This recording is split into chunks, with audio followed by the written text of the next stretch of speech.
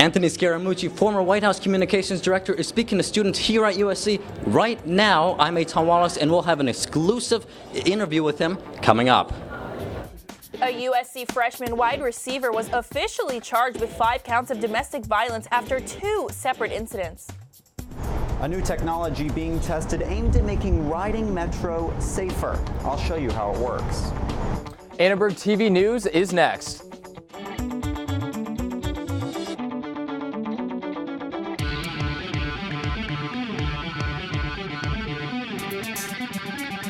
Live from USC, you're watching Annenberg TV News.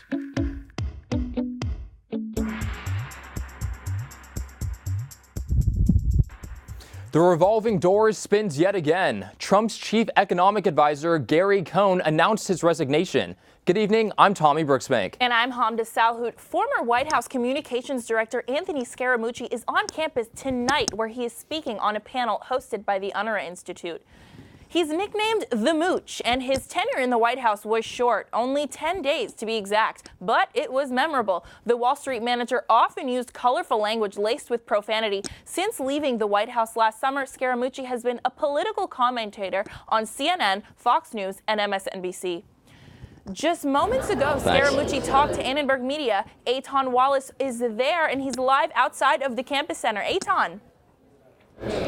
And Hamdah, he wasn't at the White House for very long, as you mentioned, but he left quite the impression, which is why hundreds of USC students gathered here tonight to listen to former White House Communications Director Anthony Scaramucci. Now, this is all part of the Jess M. Unruh Institute's semester-long political conversation series, where notable former politicians, speakers, experts, and others come and speak to students, and it's all moderated by the Jess M. Unruh Institute Director, Bob Schramm. Now, as we take a look at some video of President Trump in the White House, you may remember that Anthony Scaramucci's tenure at the White House was marked by controversy even before it started. On the day President Trump appointed Scaramucci, then Communications Director Sean Spicer resigned, and and he accused then Chief of Staff Rance Priebus of leaking information to the media. Priebus resigned shortly after that, and since then there has been constant turnover at the White House, including Hope Hicks' recent resignation as White House Communications Director. And by the way, today is no exception, with top White House economic advisor Gary Cohn announcing his resignation. Annenberg Media's political directors Ali Main and Ada McMillan spoke with Scaramucci just a short time ago, and they spoke with him about the atmosphere and what it's like working inside the White House. Here's what I would say is that I tried to be honest about the situation that's going on inside the White House, because as an American business person, I think you have to offer up transparency. Now, unfortunately, in the age of social media, new media, everybody's a media person, it's no secret that the morale is very bad inside the White House. Now, some have described the current atmosphere in the White House as chaotic, that there's a lot of chaos there. Ali Main and Ada McMillan just also spoke with Scaramucci about the chaos in the White House. I'm a New Yorker. You're going to hit me, I'm going to hit you back, okay? General Kelly said some very mean and nasty things about me. He says it behind my back. He says it to reporters. I don't need to do that. I'll say it right to the guy's face on national television. And so when the president or then the candidate or then Mr. Trump did that, I hit him right back. I'm a New Yorker. Now, once again, this event is taking place right here at Tommy's Place over at USC's Campus Center. And if you want to catch the tail end of it, well, you still have some time. It goes until 7 p.m. this evening. We're live here at Tommy's Place. I'm Eitan Wallace for Annenberg Media. Tommy, let's send it back to you. Thanks, Eitan, for that report. USC freshman wide receiver Joseph Lewis IV was charged today with domestic violence. Our sports anchor Jody Storm Sullivan joins us now with details. Jody, what can you tell us? Thank you, Hamdah. And that's right. Lewis entered a not guilty plea during his arraignment this morning in downtown LA after the LA City Attorney filed 5 misdemeanor counts against him. Last week, the LA County District Attorney's Office declined to file felony charges from Lewis's February 12th arrest. The charges all stem from 2 incidents of alleged domestic violence, the first on February 5th and the other on the 11th, which led to Lewis's arrest. Now, Lewis is being charged with 1 count of domestic battery from an alleged incident on February 5th, 2 counts of the same charge from February 11th, 1 count of false imprisonment, and 1 count of domestic battery without injury. And now Lewis came in as a highly touted recruit to USC. Last season, now he's been left off the 2018 spring roster, and he is still suspended from all football-related activities. Lewis is due back in court on March 27th for a pretrial hearing. Coming up later in sports, we'll take you to USC's first spring practice. Tommy and Hamdah, back to you. Thanks, Jody. The former USC grad student who stabbed his professor to death in 2016 missed court today. The sheriff's department neglected to bring David Jonathan Brown to the courthouse. Last month, Brown pled not guilty by reason of insanity to killing his professor, Bosco John. Today, the judge was expected to announce where Brown would be sent for psychiatric care. The hearing is now scheduled for March 20th. In the wake of school shootings at Sal Castro Middle School and at a high school in Parkland, Florida, the LA Unified School District Board of Education is demanding action on gun control in its schools. In a resolution released today, the Board of Education called on the district superintendent to take more action. This includes adding additional training staff for school staff, increasing active shooter drills, and beginning more enhanced school safety site assessments. All of this will come simultaneously with the formation of a new Safe Schools task force. By the time a kid or anyone has access to a gun and can do harm in our schools, we've already failed. And we need to make sure that we're partnering with the city and with parents and with teachers to keep our schools and communities safe. District officials say they hope to reevaluate the district's response plan to gun violence incidents. In February, officials were caught off guard when an unregistered handgun was accidentally fired by a 12-year-old student at Sal Castro Middle School. That injured 2 students. Though the resolution was announced today, the LAUSD board is not expected to act or vote on it until the upcoming board meeting next week. A $500 million deal to purchase the Weinstein Company fell through today after a prospective buyer missed the first payment. The movie company has been facing financial hardship since co-founder Harvey Weinstein was accused of sexual assault. The Weinstein Company will have to find another buyer or file for bankruptcy. And in other news, the LA Metro tested a new screening system at its 7th Street station. Annenberg Media's Cole Sullivan shows us how it works. Cole? Thanks, Hamdah. Metro says one of the biggest advantages of this system is that passengers like you and me might not even notice that it's there. It's rush hour on the LA Metro. And watching over the thousands on their way to work, transit security officers, today with a new screening tool in their safety arsenal. The riders really don't even realize they're being screened. It screens riders as they enter the station, before they even get on the platform. Here's how it works. As I come down here off the escalator, the system gives me a scan. If the officer sees something they don't like, they pull me aside. Otherwise, I'm free to catch my train. We're mostly looking for explosives, anything out of the ordinary, especially like something strapped up to the chest, something that can cause mass casualties. On the screen, anything unusual that interferes with the body's natural heat waves shows up in black. Here you could tell that that person happens to be wearing an item that is identified on the system as a potential threat. In this case, it's just a test, a Metro employee with a fake explosive, but they're training for a real attack. Maybe it's necessary nowadays. Bridget Bachner is a German tourist who passed the scanner on her way to Santa Monica. I wouldn't even have recognized that I was scanned, no. That's the goal for Metro, keeping a low profile and minimizing delays. And don't worry, even with the thorough scan, your private parts stay private. There are no anatomical details that are shown on the system. This is the third TSA screening technology that Metro has tried out in the last 3 months, and this system will be tested again tomorrow as well. Hamdah, back to you. Thanks for that, Cole. North Korea is willing to discuss denuclearization with the United States, according to South Korean officials who met with Kim Jong-un today. Olympic diplomacy is proving to be effective as the Koreans begin to slowly mend ties after one of the tensest years in the region yet. Today, Trump tweeted possible progress being made in talks with North Korea. For the first time in many years, a serious effort is being made by all parties concerned. The world is watching and waiting. Maybe false hope, but the U.S. is ready to go hard in either direction. News last night that he's actually made a response to the message that was sent in that he's ready to negotiate. He's ready to stop his nuclear activity and testing. Do you share my somewhat optimistic view of what happened, General? Senator, right now I don't share your optimism. That's kind of a show me. Mm-hmm. And so we'll see how this plays out.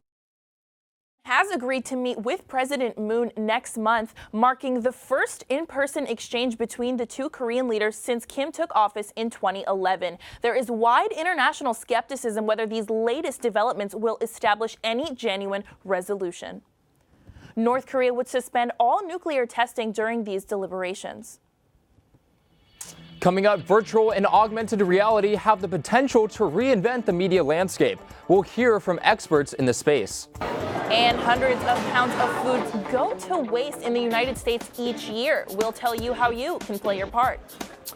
And the spring blood drive is in full swing. See why it's so important for students to donate.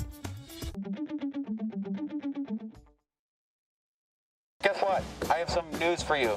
There's free food right there, junk food. Do you see that truck? Oh, jeez. It's a 2 Michelin star chef, all for free, ladies and gentlemen, all for free. Here we have a panzanella with summer vegetables and pesto.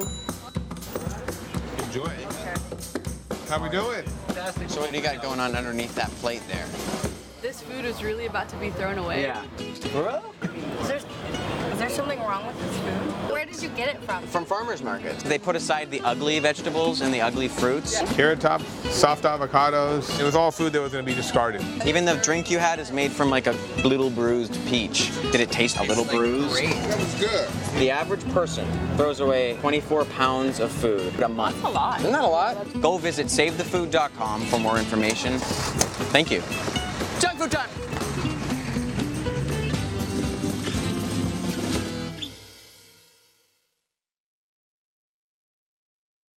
Adventure can be found anywhere, but the best place to start is in the forest. I spy something beginning with S. Snow? No. Snow-covered trees. Nothing to do with snow. Head outside to discover incredible animals and beautiful plants that come together to create an unforgettable adventure. Wow. So grab your loved ones. Don't even. And explore a world of possibilities. Come on, this way. Visit discovertheforest.org to find the closest forest or park to you.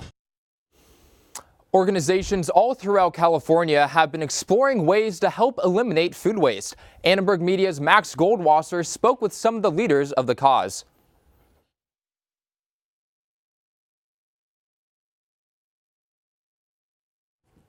Volunteers for the American Red Cross are back on campus today, and they're out for blood. Who were victims of the mass shooting or disasters, they really need the blood. They are given the chance to live another life. I think it's really important, especially because we're a little bit younger, so we're at a point in our lives where it's easy for us to be able to donate blood and just really help those other people in need. The Red Cross announced it's increasing efforts to collect donations in the wake of the man-made tragedies and natural disasters. The Red Cross says one blood donation can save up to 3 lives. Volunteers will be here until tomorrow at 2 p.m. tomorrow at Campus Center. Well, Hamdah, I've been loving the warm temperatures the last couple of days. It's been really nice out, huh? I've been really liking the coming back to the sunny and 75 kind of weather. Let's toss it over to our weather anchor, Paula Alonze, for more. Paula. That's right, guys. It's finally feeling like spring this week. It's a shame we were in the studio all day, right? So let's take a look at the current temperatures. Right now it's 68 degrees and it's nice and sunny. Humidity is it's moderate, not too high, not too low. And then for tomorrow, we'll see that things are looking even better. Out in the desert, it'll be almost 80 degrees, and then even a nice day in Big Bear in the mountains at 53. And if we move on over to the Thousand Oaks area, we'll see that it's going to be in the high 70s throughout the valley, but a little cooler at the beach in Malibu at 67. And then over here at the USC area, it'll be in the high 70s as well all throughout, and then a little cooler at LAX at 69. Turns out that all that rain that we had last week made much less of a splash than expected. The fear of mudslides in the Santa Barbara area quickly faded, and the mudslide evacuation advisories were lifted Friday. The average winter storm last week was less than 2 inches. Experts say that that's not nearly enough to drag us out of the drought. California was in the worst drought in the state's history from 2011 to 2017. The state received enough rain to briefly lift us out of the drought, but now we're right back in the danger zone. U.S. Drought Monitor reports that show almost half of the state is in a moderate drought, and this week's rainfall will bring us to a quarter to half an inch more of rain to hopefully help alleviate the conditions. Yeah, it's crazy that we've only had that much rain so far. I don't know. I don't feel like that it's going to really make a difference, that little bit of rain. Let's see. Anything helps, so hopefully. Definitely. Let's keep our fingers crossed. Definitely. Thanks for that report. Thanks, Paula. Leaders in technology and business are at USC this week for talks, workshops, and demos about virtual and augmented reality. This technology is very powerful and also completely different. How will it change news? How will it change entertainment and also branding and advertising? Big studios, big news organizations are not driving this conversation. It's kind of bubbling up from a lot of entrepreneurs, a lot of startups that are kind of starting this conversation. It's all part of the lens of distribution discussions happening on campus. Students had the opportunity to try out VR technology in between talks and see what the technology has to offer. The Lens and Distribution event will continue until Thursday. Later this week, industry professionals from several VR companies, as well as other people from other companies, will be there with representatives from the Annenberg Innovations Lab. Well, it's March, Hamdah, so you know what that means. March Madness, right? Yes, March Madness. Jody, do you think the Trojans will make it? You know, I do, but we first got to get them through the Pac-12 tournament first. They're going to have a couple tough games, but I think they'll be able to punch their ticket to the big dance. And USC football kicked off their first spring practice earlier today. We'll have our sports correspondent Angel Vizcarra take you out to Howard Jones Field. And then right here you see the Lakers. They had a crazy nail-biter game last night that went down to the last couple minutes of the fourth quarter, and we got that for you next because sports are coming up.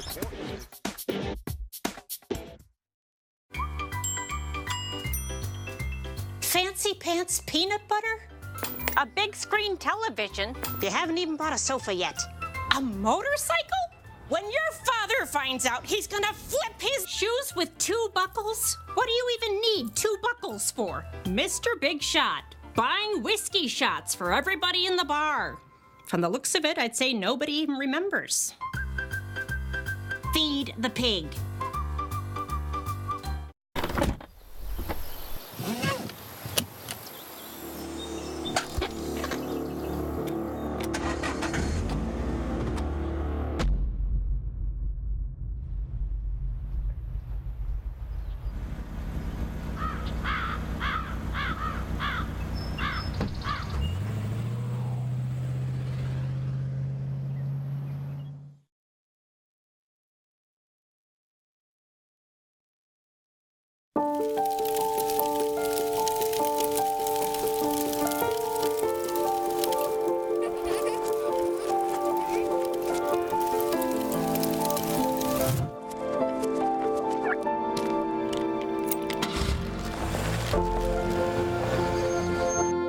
Did you know parking over tall, dry grass can spark a wildfire?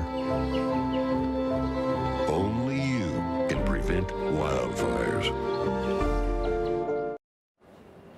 Welcome back. Well, spring football officially started today, and our sports correspondent Angel Vizcarra was out at Howard Jones Field earlier. Angel?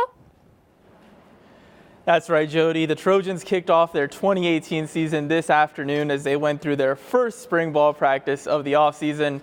And while there are many question marks around USC, it's no secret that the biggest void that the Trojans will have to fill will be the quarterback slot with the departure of Sam Darnold. Quarterbacks Matt Fink and Jack Sears will compete this spring before freshman JT Daniels arrives in the fall. I thought that they did a nice job of field generalship. I thought Maddie made some nice throws today, but it's day one, and we got 39 left, and I look forward to watching the film and just correcting them and trying to get them better. Cornerback Jack Jones was absent from today's practice. Reports say he's been suspended from the team for academic reasons and for violations of team rules. He has been suspended for the spring ball period and the season opener against UNLV. Some new faces today at practice for USC, including running backs coach Tim Drevno, who returns to USC after a brief stint with the Trojans back in 2014. Former USC star Kiri Colbert made his debut as the tight ends coach, and Brian Ellis ran through his first practice as the Trojans quarterback coach. And so proud to have this coaching staff together. It's elite, in my opinion, and to have these men on their first day to watch them work makes you smile. The Trojans will return to the practice fields this Thursday. Back to you, Jody. Thanks, Angel. And now heading to the court, USC men's basketball players Jordan McLaughlin and Chimezi Metu picked up conference and national honors this week. Both were named to the Pac-12 first team and the U.S. Basketball Writers Association District 9 team. McLaughlin, a 3-year team captain, averaged 12.5 points and 7.5 assists while starting every game this season. He leads the conference in assists, and Metu leads the team in scoring with 15.9 points per game. He's posted 10 double-doubles in points and rebounds this season. Now, the Trojans hit the hardwood again on Thursday in the quarterfinals of the Pac-12 tournament. They will play the winner of the Oregon State-Washington game on Wednesday. Now, this season, the Trojans lost to the Huskies in their singular matchup. At the Galen Center, USC lost to UW 81-88. Against the Beavers, the Trojans have fared better. They won on the road 74-67 and at the Galen Center 72-59. Now, an ideal game for USC would be a third matchup with the Beavers, but expect the Trojans to face off with the Huskies come Thursday night. Now, jumping into the pool, the number 2 women's water polo team has their home opener tomorrow night against number 8 UC Irvine. While the team is 10-1 this season, they're really looking forward to the advantage they'll have of finally getting to play in front of a home crowd. To play in our home pool all the time, so it's nice to have people come here and play us and to enjoy, our parents come to this home pool and to get together and the student body to come out if they can, and it's just nice to play somewhere you're, I guess, more comfortable. And now the team will head back into the pool on Thursday as they host number 5 Hawaii. And last night, the Trailblazers snapped the Lakers' 5-game win streak coming out of the NBA All-Star break, beating Los Angeles 108-103. And now it's all thanks to this guy right here, Damian Lillard. He dropped 19 of his 39 points, all in the fourth quarter. It was the Trailblazers' 15th consecutive win over the Lakers. Portland tied it up at about 3.5 to play, but they didn't look back. And while LA tied it at 103, they just couldn't take over the lead. Now, over this win streak, the Lakers picked up 4 of their 5 wins on the road. Over the 5 wins, the Lakers have won by an average of 13.6 points. Now, while the Lakers are off for the night, they host the Magic on Wednesday. And now for some international soccer going down here in the U.S. In the second game of the 2018 She Believes Cup, Team USA drew a 1-1 decision against France over the weekend. But they had a crazy goal, and let's take a look. Now right here, you have a free cook from Rampino. It leads to a scramble in the box. Usually Mallory Pugh, she gets her foot right on it, and it jets off France's goalkeeper. We're going to see it right here in slow motion. It is just ricocheting off of everyone. France is trying so hard to clear the ball, but it's just not enough as USA finds the back of the net. And now the U.S. will play England for the title tomorrow evening in Orlando. Now the U.S. must pick up an outright win for the title, but all England needs tomorrow night is a tie as they have a higher goal differential than the U.S. That's pretty crazy. We're seeing international soccer right here on U.S. soil, so hopefully they can pull out a win over England tomorrow night. Looking forward to seeing it. Thanks, Jody. Yeah. Well, it's a new word has been added to the dictionary. It's a word I'm more likely to use than Tommy. We'll explain coming up. 1 in 6 seniors faces the threat of hunger, and millions more live in isolation. America, let's do lunch. Drop off a hot meal and say a quick hello. Volunteer for Meals on Wheels by donating your lunch break at americaletsdolunch.org. 迷惑ボーイ。ここはなんとかしなくちゃ。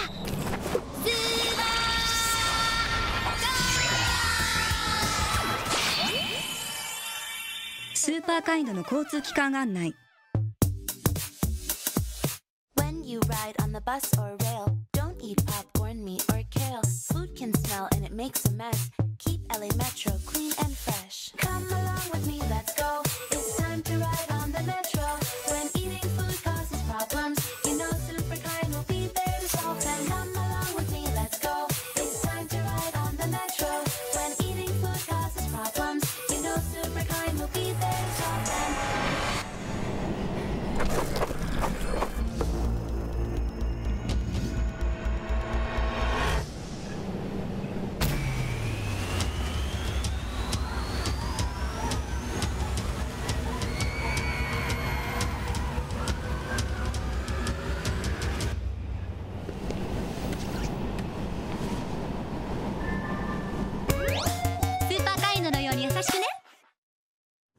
We have breaking news. The Trump administration's plans to sue the state of California over sanctuary immigration laws. The Justice Department will allege that 3 recently enacted California laws intentionally obstruct enforcement of federal immigration law and harm public safety. Attorney General Jeff Sessions announced that the lawsuit is expected tomorrow. California Senate President Pro Tem Kevin DeLon responded, "Bring it on." And taking it closer to home, organizations throughout California have been exploring ways to eliminate food waste in California. Annenberg Media's Max Goldwasser spoke with some of the leaders of the cause. The Natural Resources Defense Council says, on average, each person in the U.S. tosses out nearly 300 pounds of food each year. The World Harvest Food Bank on Venice Boulevard is teaming up with a waste collection service to help build programs that maximize the use of food in L.A. We've helped collectively recover over 300 tons of food that would have been wasted to the landfill back into local families. Problems of food waste exist here at USC as well, and it didn't take me long to find it. In fact, the first trash bin I looked at had this unfinished nectar bowl, this half-eaten burrito bowl, and this barely drinking coffee in it. And students agreed that the problem just continues to grow. I think people waste more food than they think, whether it's just leftovers that they eat at the restaurant or just food they buy from the grocery store. It's something that I think more people should think about. I think because it's so easy for us to eat, half of our serving and throw the rest away without really a lot of thought into it. One former USC student turned this problem into an opportunity. Caitlin Magentel founded a startup that uses pulp to create high-fiber foods. Yeah, so Pulp Pantry transforms upcycled juice pulp from local organic juiceries into healthy and delicious snacks. So we have grain-free granolas that are made from 80% juice pulp. Current USC student Vishal Deranani agrees people need to realize how much waste they are producing before a change can occur. If we make a conscious effort to, understand how much, what our appetite is, what we like to eat, what we don't like to eat, then there's ways to mitigate it. According to USC's Office of Sustainability, the school currently recycles around 52% of its food waste. For Annenberg Media, I'm Max Goldwasser. The term mansplaining can now be found in the Merriam-Webster dictionary. Mansplaining or to mansplain is to explain something to a woman in a condescending way that assumes she has no knowledge about the topic. We asked fellow Trojans how they define mansplaining. Mansplaining is that guy in your class where you'll basically say the right answer, but he tries to re-explain your answer to you as if you're wrong. A man's attempts to explain something to a woman that perhaps the woman wouldn't necessarily understand at first. I think the fact that it's a word isn't necessarily the issue. It's the fact that it's happening. Thanks for watching Annenberg TV News. From everyone at Annenberg Media, I'm Hamdah Salhud. And I'm Tommy Brooksbank. Good night.